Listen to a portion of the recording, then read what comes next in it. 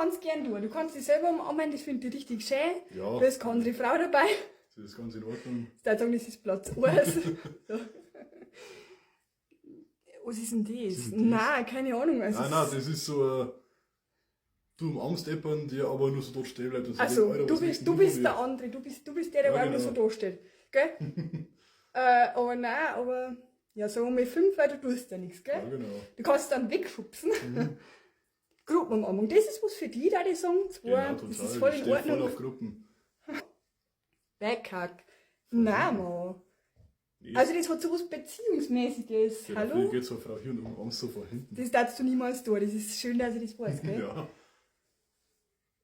Ich weiß, dass du eigentlich sowieso nie eine andere Frau umarmst, außer mir, außer nur geschwind zum Begrüßen, Ja, gell? eben. Also von dem her, aber ich finde das schon sehr schlimm, da haben wir jetzt mal auf 8. Also das brauche ich jetzt nicht drauf. Aber gut, dass man da keine Gedanken machen muss, gell Leute? Der Catcher-Hack, Alter, nein. Catcher-Hack. Wen umarmen wir denn so, also außerhalb Keine von einer Ahnung. Beziehung? Das geht gar nicht. 9, ich weiß nicht, was so schlimmer ist.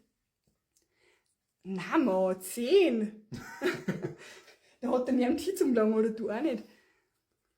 Ja, ich finde, ich weiß nicht, das ist zwar nicht so schlimm, aber ich finde irgendwie so das, in dem Bereich irgendwie so, das hat irgendwie Ja, so was das ist sehr Beziehungsmäßiges, irgendwie, also das darf man halt beim Freund einfach nicht, also beim normaler Freund oder Freundin, ich tue es jetzt sogar auf 7. Sidehug, ja, Fabi, my free friends.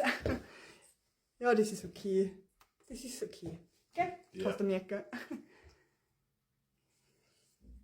Einarmige Umarmung.